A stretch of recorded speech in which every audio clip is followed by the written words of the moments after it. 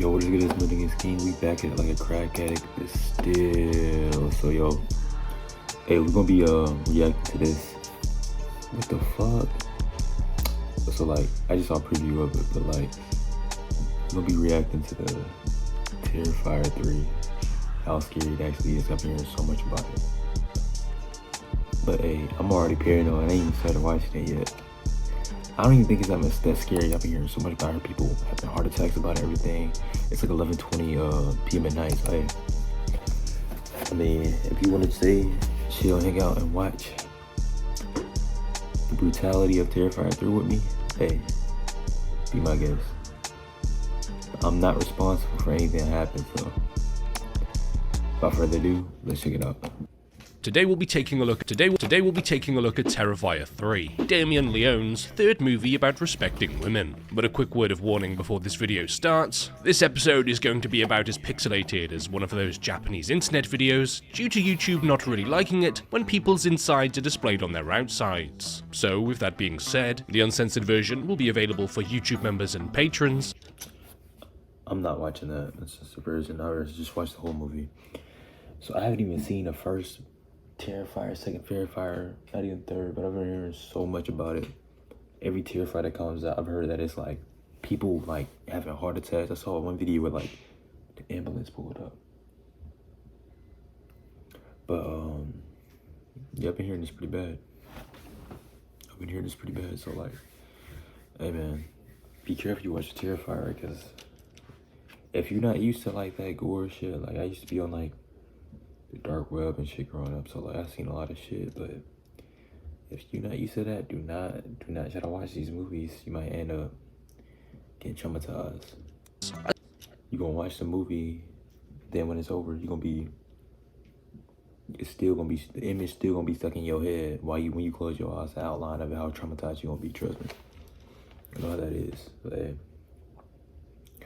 be careful. As well as the extra perk of instantly becoming more handsome or beautiful when you sign up to become one. Terrifier 3 follows our favourite children's entertainer, Art the Clown, as we join him once again for another exciting lesson in human anatomy. This wholesome Christmas movie begins a few nights before Christmas, as a family is sound asleep awaiting the big day. The young daughter wakes up after hearing the sound of someone on the roof, as apparently Santa has taken the wrong dosage of his medication and has gotten his days mixed up. The mother assures her that it's nothing to worry about, and probably just the poltergeist in the attic again, before heading downstairs to notice the front door open, which she proceeds to blame her husband for due to his uncanny ability to continuously forget about using door handles. After hearing more footsteps, the little girl gets out of bed once again and goes downstairs excited to see Santa. Santa, who appears to have been hitting the cardio hard this year, or the fentanyl, and she watches as he reaches into his sack to retrieve his special Christmas axe. He then heads upstairs to deliver his gifts, but not the gift of spreading joy, but the gift of spreading entrails. Oh, and by the way, the video, if it looks like it's like this, it's not me that's making the video look like this. They're doing this with copyright, I'm pretty sure. Like the grainy look, it's not me. So hey. After heading into her brother's room, that's exactly what he does. Once he's done spreading his Christmas joy to this little boy, he then heads into the parents' room when they're sleeping to put the father into a permanent sleep. The mother eventually wakes up to the continuous thudding sound of an axe meeting her husband's inside parts, before turning the light on to reveal a slightly anemic-looking Santa Claus. A Santa Claus who proceeds to mock her terrified screams, before watching as she discovers the state that her son left his bedroom in. After doing his best Jack Nicholson impression, except a little bit more pale, he manages to get her with the axe, before channeling his inner barber and taking a little bit off the top in the form of a skin fade. After a long, stressful night of reducing the world's overpopulation crisis, he helps himself to a nice refreshing glass of milk and a cookie before hearing a noise in the cupboard. Either my cupboard demons have come back to haunt me again, or there's a little girl hiding in there. After he opens the cupboard, it then cuts to 5 years prior, after Art's done with his cutting, as we see the events behind the ending of the previous movie, the rather smartly titled Terrifier 2. His headless body was discovered by a police officer, before his said headless body proceeded to take the head from the police officer and wear it for himself. I'm pretty sure that's blackface. Using his dashing new looks, Art makes his way to the asylum, where Victoria from the original movie is housed. A security guard then comes across Victoria and Art's severed head, feeding on someone's remains. But Art, being the friendly gentleman that he is, kindly relieves the security guard of his face skin. With his head now firmly reattached and his belly full, Art and Victoria get on the subway, where someone else dressed as Art the Clown, looking a little more like how Art did in All Hallows Eve, before it then cuts to Art and Victoria outside of an abandoned secluded house, with the horn from that guy's costume. It was basically stolen valor. After having a little look around, Victoria headbutts the mirror due to her extreme phobia of reflections, and gets into a nice relaxing bath, where she proceeds to use a shard of broken glass to press the off switch. And while she's filling the bath up with her new iron-scented bath bomb, Art casually sits in a rocking chair in the window while he rocks back and forth, because rocking is fun. Skipping ahead back to the present day, with Art spreading the joy of Christmas, Old Testament style, we see as a man named Greg comes to pick up his niece Sienna from a wellness and recovery center, or as I like to refer to as, the fun place. Sienna is going to be living with her Aunt Jess, Uncle Greg and niece Gabby due to her parents being absent, in that they're dead. Cutting back to the old abandoned building that Art and his new roommate have been staying in, a demolition crew arrives because Art's behind on his rent. The pair split up into not a pair, with one of them heading upstairs and the other downstairs. Upstairs, the man finds Art sitting in that rocking chair covered in cobwebs, where he's been patiently waiting for the last 5 years for another opportunity to quite literally walk into his hands. The other man finds the severely decomposed body of Victoria in the bathroom in the form of Victoria's soup, before the pair proceed to spring to life, with Victoria getting the world's most drawn-out double kill while using the shard of glass, and Art using the tried and true method of taking the man's Stanley knife and entirely degloving his face with it. Okay, so like, what the hell, is he a demon or something? Like, is he like a demon? I think he might be like a demon or something. I ain't gonna lie. This Terrifier should give you my ears. I ain't gonna lie. I've been saying, oh, this movie can't be that scary. It can't be that scary. I still don't think it's that scary until I see it. Like, ain't gonna lie, it got me over here tweaking like I'm on crack or something. But outside of that, heart attacks though, I want to see it so bad just because people talk about it and I don't want to see it by myself. Tried and true method of taking the man's Stanley knife and entirely degloving his face with it. Oh yeah, Victoria's getting freaky with the shard of glass in the corner while making a bit of a mess. And if it hasn't already become apparently obvious, this movie is very much trying to shock and offend, most notable due to its treatment of demolition employees. Back with Sienna and her family, we learn that she's been suffering with hallucinations since the events of the previous movie, and hallucinates her friend Brooke sitting across from her after she was very much written out of the script by Art in Terrifier 2. Brooke, Sienna's hallucination, blames Sienna for what happened to her, which is basically just Sienna blaming herself for what happened to her. Brooke proceeds to scream and shout at her while asking for her to pass the rice. But I don't think you'll fix that one by putting it in rice. After being reintroduced to Sienna and her imaginary friend, we're reintroduced to Jonathan, who's moved away and is now at college, where he proceeds to walk in on his roommate Cole, checking if this girl Mia has still got her tonsils or not. Mia runs a true crime podcast and would like Jonathan to come on it to talk about the horrible things that have happened to him, but he refuses on account of not wanting to spoil the second movie. We then see how Art managed to acquire his Santa costume from the beginning of the movie, as while walking past a bar, he spots a mall Santa inside before running in super excited to meet his hero, a fat man who breaks into the home of children. While sitting on Santa's lap, Art takes a shot that Santa buys for him before spitting it back in his face due to not liking the taste, before turning towards Santa and proceeding to urinate on him. Despite having something done to him that some people would pay money to have done, Santa proceeds to get extremely irate due to the nice warm sensation suddenly going uncomfortably cold, and the bartender goes to kick Art out. This is until Art pulls out a firearm and swiftly deals with the bartender and another patron, leaving him alone with his idol. After removing the Santa outfit from the man and wearing it himself to acquire the drip, he ties him to a chair before pulling out a canister of liquid nitrogen. The man begins to beg him, listing off the names of all of his grandchildren, before Art, being disgusted at the thought of children, uses the liquid nitrogen to freeze the man's various body parts, before taking a hammer to the frozen appendages, like me trying to separate the frozen burgers. With no way for Santa to control his sleigh anymore, Art proceeds to spray the man directly in the face, before doing a little remodeling with the hammer and tearing off his beard for himself, because every Santa needs a beard. Reminiscing about the fun days of losing her mother and being chased by a psychotic mime who also happens to be a clown, Sienna reads an old note from Jonathan explaining that they need to destroy the little girl because she's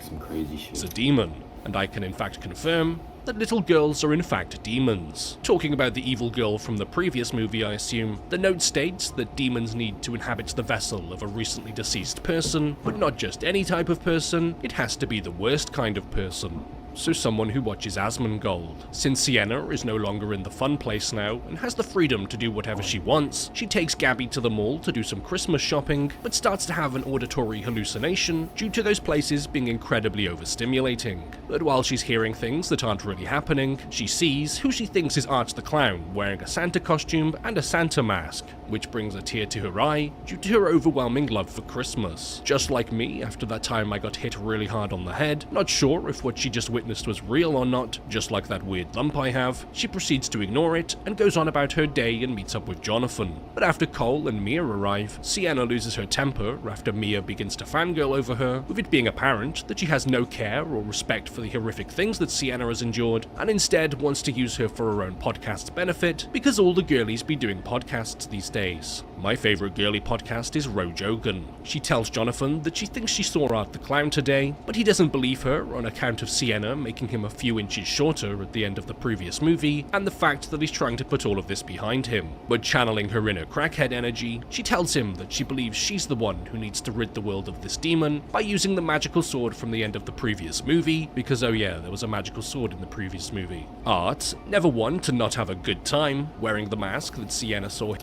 There's gotta be a troll movie or something. Like, it has to be like one of the horror movies that like have a T-movie type of fucking plot. Like he just running around just murdering motherfuckers. And he's like, and they're gonna kill him with a magical sword. Like not a gun. Him wearing earlier is still at the mall and spots an opportunity after the local mall Santa has left for his methamphetamine break. Taking his place, all of the kids come running over to him as he starts to hand out toys. Security see the skinny looking white dude a little too close to the kids and kick him out, when suddenly one of the kids unwraps his present, causing it to explode as a nice and easy way to knock a few off the naughty list. And of course, Art thinks it's the best thing since sliced bread. Sliced children. Wanting to blow off some steam, Art randomly invites himself to a college party, something which doesn't really make that much sense, but then again, when has anything in this movie made sense? He walks past a room with Mia and Cole in it as they're talking about Jonathan, catching Art's attention due to his known interest in all people named Jonathan. Mia is talking about how she really wants to interview him, due to wanting nothing more than to know what it was like to be that close to that kind of evil. After coming home from retrieving the magical sword from the previous movie, Sienna hides it by wrapping it as a gift and putting it behind the tree, where she then learns about the explosion at the mall earlier today, thanks to an interview with special effects legend Tom Savini as he talks about what he witnessed. Sienna starts to panic due to Art's signature move of blowing up malls, and she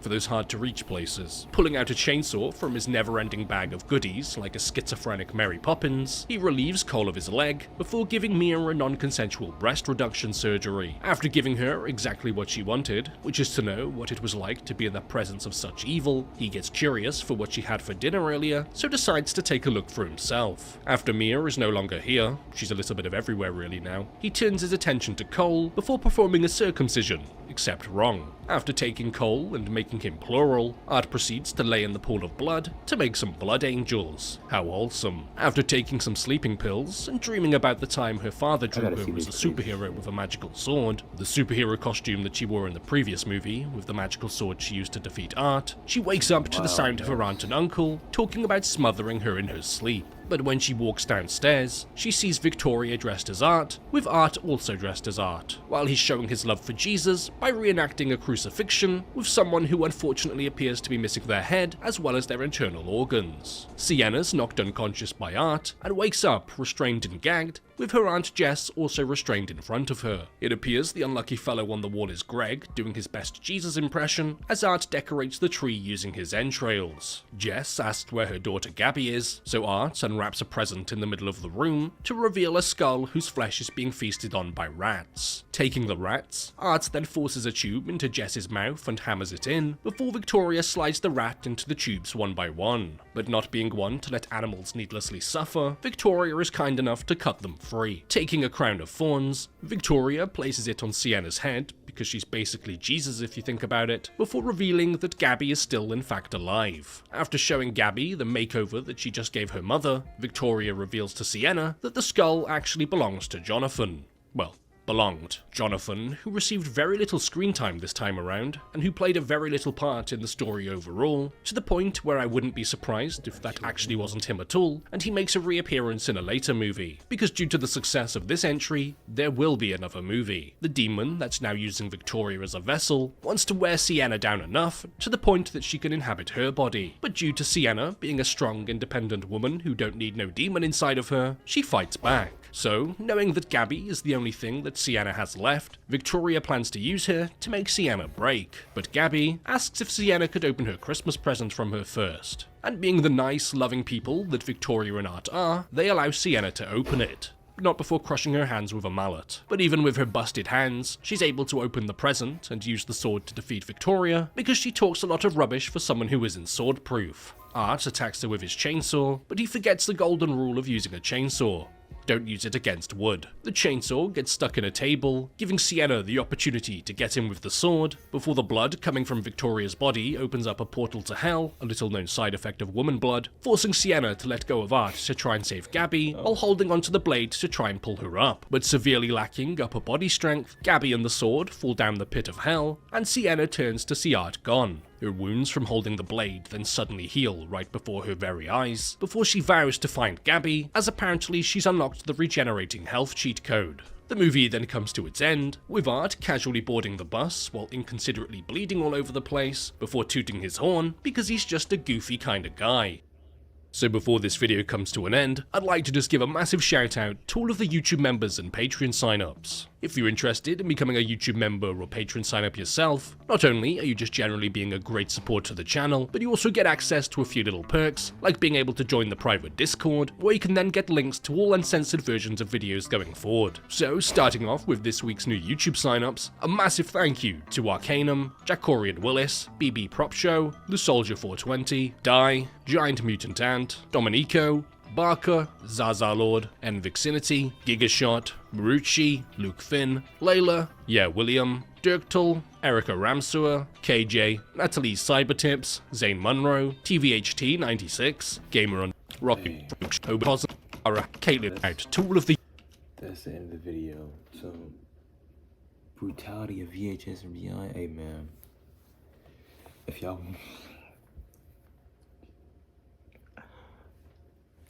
want that video, bro, just let me know. Get this video to like 50 likes. Hey man, we'll do that video. But hey man, I might watch the Terrifier movie, see what it's like. From what I see so far, I have not seen nothing pretty much. It's all blurred out, but hey man, it seemed like it's like gore fest. How bad it really is. I'm tired, paranoid, and tired. That's gonna be a wrap. We headed out.